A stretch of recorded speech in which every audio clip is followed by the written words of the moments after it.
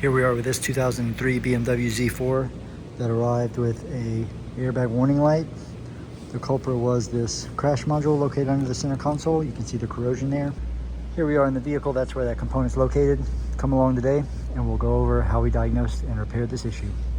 There's a good shot of that corrosion in that connector. As you saw earlier, this SIM module was replaced on this 2003 BMW Z4. We're going to go over how to program and encode that replacement module. We have our TOPDON Phoenix Elite connected. We're going to go ahead and pull up the vehicle data.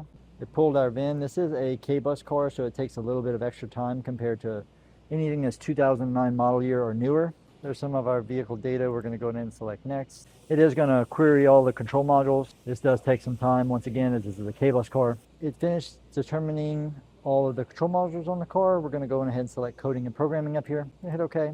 We're going to say the KMB and the LSZ, which are the instrument cluster and the light switch, were not replaced. So we're going to go ahead and select that SIM airbag module. We have a prompt on the screen here to turn the ignition off for 15 seconds and then turn it back on. We'll go ahead and carry that out now. We carried out that. We're going to go ahead and select yes. As you can see, we're getting this error code here when we're trying to communicate with this airbag module. We're going to kick out. We're going to go in our SRS, which is our airbag module. As you can see, we have this 93AC fault here. We're going to go ahead and enter the system. As you can see, there's no VIN stored in this unit because it hasn't been programmed yet. We're going to go to read the DTCs. You see we have the system time fault. Back up, we're going to go to fault guidance. See we have a service function for start system time.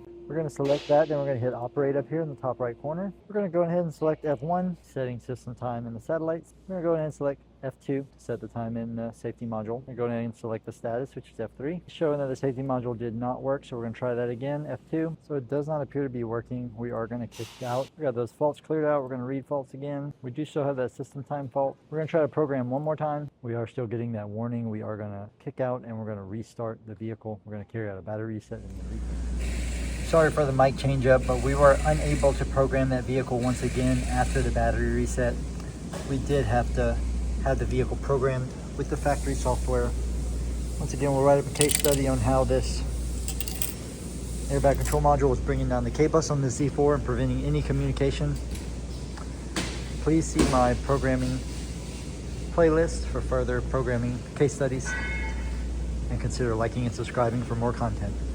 Thank you and have a good one.